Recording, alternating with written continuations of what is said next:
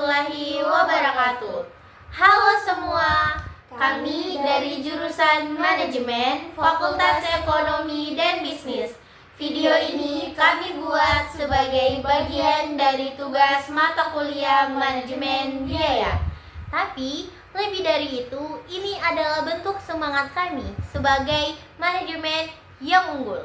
Bersama Fakultas Ekonomi dan Bisnis yang maju dan terus berkembang, kami siap menjadi pengusaha muda yang visioner dan pemimpin di masa depan. Untuk videonya, mari kita nonton bersama. Halo, perkenalkan nama saya Widya Salsultami dengan NIM B1B1241151. Di sini saya akan mempresentasikan mengenai materi bab 4, yaitu Activity Based Costing. Di sini saya ditemani oleh rekan saya yang akan menjadi host untuk presentasi saya kali ini. Saya Sausana Steve Karamasa dengan akhiran NIM B1B124135. Pada pokok bahasan yang pertama yaitu ada Unit Level Product Costing. Unit Level Product Costing adalah pendekatan penetapan biaya yang mengasumsikan bahwa biaya overhead dipengaruhi langsung oleh jumlah unit yang diproduksi. Dalam sistem akuntansi biaya tradisional, mayoritas overhead dialokasikan menggunakan unit level drivers atau penggerak biaya yang meningkat ketika satu unit tambahan diproduksi.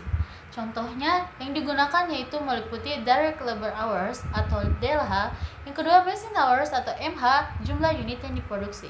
Namun, penggunaan direct labor sebagai dasar alokasi biaya menjadi tidak relevan karena proporsi direct labor cost semakin kecil akibat otomatisasi dan penggunaan teknologi. Banyak aktivitas overhead yang tidak terjadi per unit tetapi justru per batch, per produk, atau bahkan secara fasilitas level. Sebagai akibatnya, sistem biaya berbasis unit level costing dapat menghasilkan distorsi biaya, yaitu produk dengan volume besar tetapi dibebani terlalu banyak biaya atau overcosting. Produk dengan volume kecil justru mendapat alokasi biaya terlalu sedikit atau undercosting. Oleh karena itu, ini menegaskan bahwa unit level costing masih bisa digunakan, tetapi harus disadari batas-batasnya. Jika struktur overhead perusahaan sudah kompleks, maka activity based costing atau ABC dari perusahaan tersebut alternatifnya yang lebih akurat. Apa risiko terbesar jika perusahaan tetap menggunakan unit level drivers padahal struktur biaya sudah kompleks? Baik, risiko utama adalah distorsi biaya produk, di mana produk tertentu dilaporkan memiliki biaya yang lebih tinggi atau lebih rendah dari yang seharusnya. Distorsi ini dapat menimbulkan keputusan manajerial yang salah, seperti menetapkan harga yang terlalu tinggi pada produk high volume karena dianggap mahal, sehingga pasar menolak. Salah menilai profitabilitas produk sehingga manajer bisa menghentikan produk yang sebenarnya menguntungkan. Mendorong strategi pemasaran yang keliru seperti terlalu fokus menjual produk dengan margin terlihat besar, padahal hanya terlihat besar akibat alokasi biaya yang salah. Pertanyaan selanjutnya, dalam kondisi seperti apa sistem unit level costing masih layak digunakan? Sistem ini masih layak jika produk seragam atau homogen yang memiliki kompleksitas rendah. Perusahaan memiliki struktur overhead yang sederhana, misalnya hanya terdiri dari biaya listrik mesin dan bahan pembantu. Lalu, volume produksi tinggi dan stabil, tanpa terlalu banyak variasi batch atau perubahan desain. Tujuan pelaporan biaya lebih bersifat estimasi kasar daripada perhitungan akurasi yang tinggi. Dengan kata lain, sistem ini cocok untuk mass production dengan produk standar seperti pabrik botol plastik, semen, atau bahan bangunan. Baik, pertanyaan selanjutnya, mengapa predetermined overhead rate digunakan dalam sistem unit level costing? Karena manajer membutuhkan informasi biaya lebih cepat daripada menunggu biaya aktual yang dikumpulkan di akhir periode. Dengan menggunakan Predetermined Overhead Rate atau POHR, perusahaan dapat menentukan harga jual lebih awal, bahkan sebelum biaya aktual diketahui. Memonitor efisiensi produksi secara real time dengan membandingkan biaya standar versus biaya sesungguhnya dapat menghindari fluktuasi musiman dalam overhead yang dapat menimbulkan kesalahan interpretasi. Namun, akurasinya sangat tergantung pada pemilihan cost driver yang tepat. Jika driver misalnya tidak memiliki jika driver misalnya DLH tidak lagi merefleksikan konsumsi overhead aktual, maka POHR menjadi alat yang menyesatkan. Selanjutnya, pada pokok bahasan yang kedua, yaitu ada limitation of plant-wide and department rates. Tarif pabrik dan departemen telah digunakan selama puluhan tahun dan terus digunakan dengan sukses oleh banyak organisasi. Pada lingkungan manufaktur tradisional, unit level drivers seperti direct labor hours atau DLH dan machine hours atau MH digunakan sebagai dasar alokasi biaya overhead. Asumsinya adalah bahwa semakin banyak unit diproduksi, semakin besar konsumsi overhead. Namun, dalam lingkungan manufaktur modern, ini menekankan bahwa peran direct labor sebagai cost driver utama semakin lemah. Hal ini disebabkan oleh otomatisasi produksi atau automation yang dimana banyak pekerjaan yang dulu dilakukan oleh tenaga kerja langsung kini digantikan oleh mesin. Yang kedua, proporsi biaya tenaga kerja langsung menurun, sementara proporsi biaya overhead meningkat tajam. Misalnya biaya pemeliharaan, sistem komputer, setup atau engineering support. Kemudian variasi produk meningkat sehingga konsumsi overhead tidak lagi berkaitan langsung dengan jumlah unit yang diproduksi. Akibatnya mengandalkan satu jenis driver unit level yang akan menimbulkan distorsi karena tidak semua aktivitas bersifat unilevel. Banyak overhead yang justru bersifat batch level yang dimana terjadi setiap produksi satu batch bukan per unit. Product sustaining level dimana mendukung keberadaan produk tertentu. Bahkan facility level untuk mendukung seluruh fasilitas tanpa melihat output. Mengapa direct labor bukan lagi dasar alokasi biaya yang tepat di industri modern? Mengapa seperti itu? Karena struktur biaya yang telah bergeser. Pada era manufaktur padat karya, direct labor merepresentasikan sebagian besar biaya. Namun sekarang, perusahaan lebih banyak berinvestasi pada robotik, mesin CNC, dan sistem komputer, sehingga konsumsi overhead tidak lagi berkorelasi dengan direct labor. Beberapa produk justru membutuhkan sedikit tenaga kerja, tapi sangat tinggi kebutuhan engineering atau setupnya. Menggunakan DLH sebagai driver akan membuat produk otomatisasi tinggi sehingga terlihat murah namun secara tidak realistis.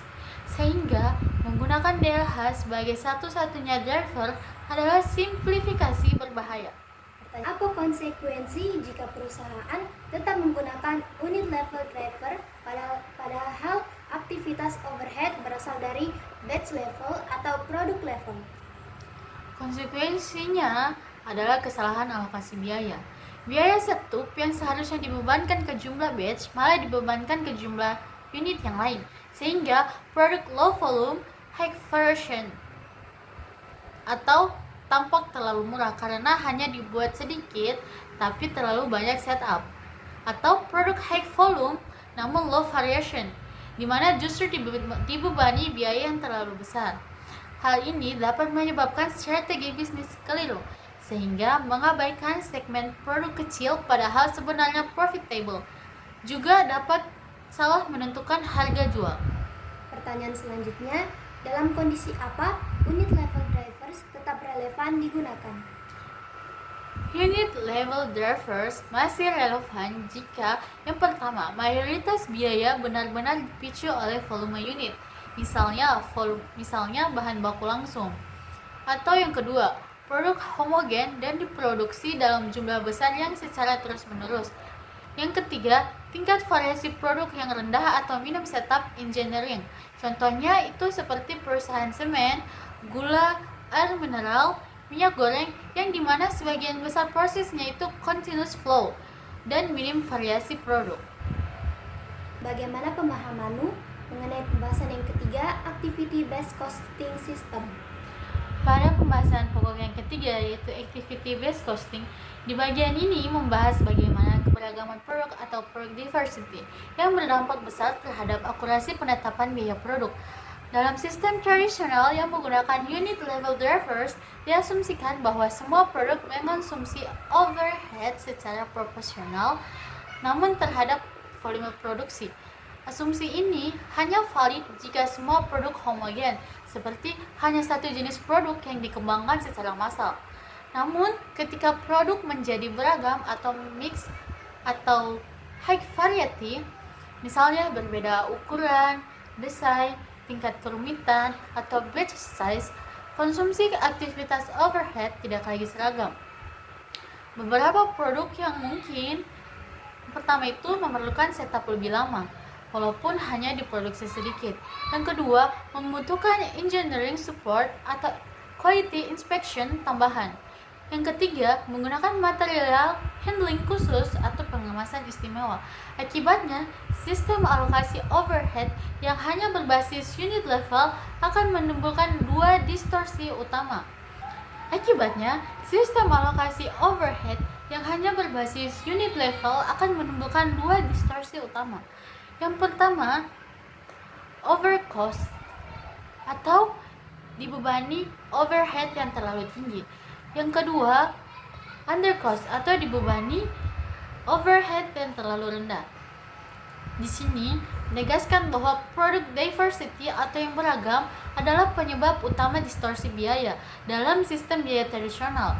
Oleh karena itu, jika produk semakin beragam, maka perusahaan wajib menggunakan pendekatan multi-level seperti Activity Based Costing atau ABC agar setiap aktivitas overhead dialokasikan secara casual atau case effect relationship sesuai konsumsi aktivitas yang sebenar-benarnya.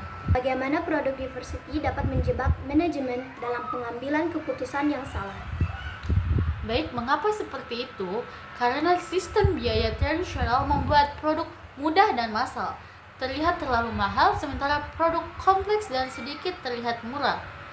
Di situ manajer bisa yang pertama menurunkan harga produk yang sebenarnya sudah efisien sehingga profitnya berkurang. Yang kedua, menaikkan harga produk high complexity terlalu rendah sehingga dianggap sebagai menguntungkan, padahal sebenarnya itu membebani perusahaan. Bahkan bisa menghentikan produk yang sebenarnya menguntungkan hanya karena laporan biayanya yang salah. Artinya, distorsi biaya langsung merusak strategi bisnis dari perusahaan itu sendiri. Pertanyaan selanjutnya, dalam kondisi apa produk diversity tidak menjadi masalah bagi costing system? Produk diversity tidak menjadi masalah jika produk benar-benar homogen atau hanya berbeda secara minor. Variasi produk tidak memerlukan aktivitas tambahan seperti setup, inspection, atau special handling, di mana volume setiap produk itu relatif seimbang. Artinya, diversity hanya menjadi masalah jika aktivitas yang diperlukan antar produk berbeda secara signifikan. Pertanyaan selanjutnya, apa hubungan antara batch level activities dan produk diversity? Product diversity biasanya menyebabkan peningkatan aktivitas batch level seperti machinery, scheduling, purchasing, inspection, and handling. Semakin beragam produk, semakin banyak batch yang harus diproses, dan semakin tinggi konsumsi batch-related overhead jika perusahaan tetap mengalokasikan biaya batch level dengan unit level drivers, maka terjadi distorsi besar. Contohnya itu seperti produk A memproduksi 10.000 unit, di mana satu setup, sedangkan produksi B diproduksi secara 100 unit, namun tetap satu setup. Jika setup dibebankan per unit, maka produk B akan tampak sangat murah karena dia 100 unit per setup, padahal sebenarnya menyedot lebih banyak research per unit. Pada pokok pembahasan yang keempat mengenai materi reducing the size and complexity of an ABC system. Menurut pemahaman saya, functional based costing system adalah sistem akuntansi biaya tradisional yang mengelompokkan biaya overhead berdasarkan fungsi organisasinya. Yang pertama itu seperti produksi, pemeliharaan atau pengawasan, kemudian membebankannya kepada produk menggunakan unit level drivers seperti DLH, MH, atau unit produksi. Sistem ini mengasumsikan bahwa biaya overhead bersifat homogen di dalam setiap pusat biaya atau cost center, sehingga pemusuh utama overhead adalah aktivitas unit level, misalnya jam tenaga kerja atau jam mesin. Kemudian, hubungan antara volume produksi dan konsumsi overhead bersifat linear. Kelebihan dari functional based costing adalah sederhana, mudah diterapkan, dan cocok untuk lingkungan manufaktur tradisional yang bersifat padat karya dan berproduksi dalam volume besar dengan variasi produk yang rendah. Selain itu, sistem ini mendukung perhitungan variance atau variance analysis untuk pengendalian biaya, sehingga cocok digunakan untuk budgeting dan respon cepat terhadap penyimpangan biaya yang aktual. Dalam situasi seperti apa, functional based costing masih efektif digunakan? Functional based costing masih efektif jika produk homogen dan diproduksi dalam volume yang besar, seperti proses produksi stabil dan repetitif dengan sedikit perubahan setup. Biaya overhead didominasi oleh faktor unit level, seperti bahan baku dan listrik mesin yang sejalan dengan volume produksi. Tujuan perusahaan itu sendiri adalah kontrol biaya dan pelaporan eksternal, bukan penentuan harga strategis. Dengan kata lain, sistem ini cocok untuk manufacturing berorientasi efisiensi, seperti industri makanan kaleng, tekstil dasar, atau semen. Apa kelemahan utama functional based costing dibandingkan activity based costing atau ABC? Kelemahan functional based costing daripada ABC adalah ketidakmampuannya menangkap variasi konsumsi aktivitas antar produk. Dalam ABC, overhead dibebankan berdasarkan aktivitas aktual yang dikonsumsi,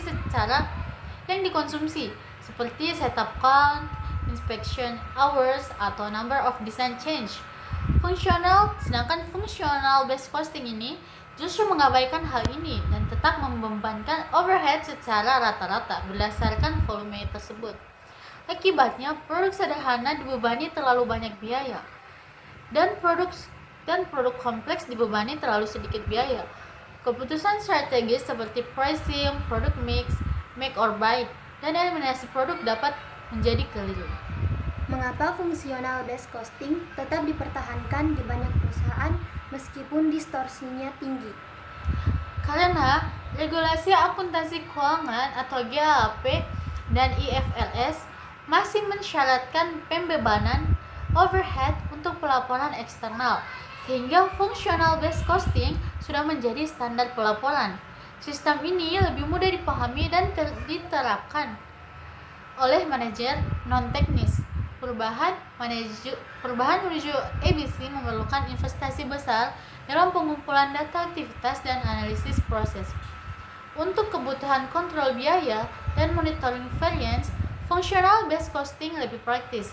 Oleh karena itu, banyak perusahaan menggabungkan keduanya, antara functional based costing untuk pelaporan eksternal dan ABC untuk pengambilan keputusan strategis secara internal. Bagaimana pemahamanmu mengenai pada pokok pembahasan yang kelima, ABC System Concept?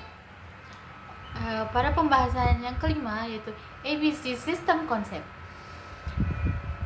ABC System Concept atau Activity Based Costing. Di bagian ini mulai dari pendekatan yang hybrid, yaitu penggunaan satu plant-wide overhead rate yang berbasis aktivitas atau Activity Based Plant-wide Rate. Berbeda dari Functional Based Costing yang hanya mengandalkan unit level drivers seperti DLH atau MH. Pendekatan ini menggunakan cost drivers yang mencerminkan konsumsi aktivitas secara lebih realistis. Contohnya seperti jumlah setup atau setup hours, jumlah purchase orders, jumlah inspection, material handling moves, meskipun tetap menggunakan satu tarif overhead tunggal bagi seluruh pabrik atau plant-wide rate.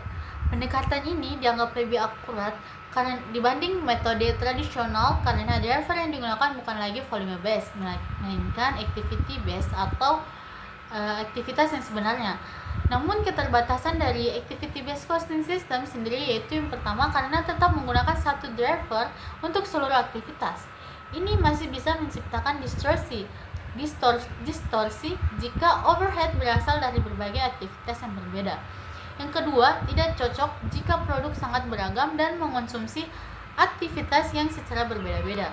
Dengan kata lain, Activity Based Plan White Rate adalah versi ringan dari ABC atau Activity Based Costing, yang dimana cocok untuk perusahaan yang ingin meningkatkan akurasi tetapi belum siap menerapkan ABC secara sepenuhnya. Apa perbedaan utama antara plain white rate berbasis aktivitas dan plain white rate tradisional? Perbedaan utama antara keduanya itu didasarkan pada jenis cost driver yang digunakan. Pada plain white tradisional menggunakan metode DLH atau MH, di mana metode ini cocok untuk produk yang homogen. Sedangkan pada plain white ABC base menggunakan metode setup hours, inspection, dan material moves, di mana metode ini cocok untuk produk yang bervariasi ringan. Jadi pada plain white ABC base masih sederhana tetapi lebih relevan karena secara casual. Sedangkan karena driver yang digunakan juga sudah mencerminkan sumber konsumsi overhead yang nyata. Dalam kondisi seperti apa, plain white ABC rate masih menimbulkan distorsi biaya? Masih menimbulkan distorsi biaya tetap terjadi jika overhead berasal dari berbagai aktivitas yang berbeda tetapi hanya satu driver yang digunakan. Produk sangat beragam dalam konsumsi aktivitas itu, misalnya satu produk membutuhkan banyak setup dan sedikit inspection, sementara yang lain malah sebaliknya. Perusahaan memiliki lebih dari satu proses produksi utama, misalnya machining dan assembly, tetapi tetap menggunakan satu rate untuk semua. Dalam kondisi ini, pembebanan overhead mungkin masih salah arah, sehingga perusahaan harus beralih ke departmental rate atau ABC penuh. Apa langkah berikutnya setelah plain white ABC rate jika perusahaan ingin meningkatkan akurasi lebih lanjut? Untuk meningkatkan akurasi lebih lanjut, yaitu yang pertama, membagi aktivitas menjadi beberapa cost pools berdasarkan level aktivitas, misalnya per unit, per batch, atau per product sustaining. Lalu menggunakan cost driver yang berbeda untuk masing-masing level. Dengan kata lain, perusahaan harus beralih ke sistem ABC dengan multiple rates. Sekian presentasi dari saya untuk materi bab 4, yaitu Activity Based Costing. Mohon maaf apabila ada salah kata. Wassalamualaikum warahmatullahi wabarakatuh.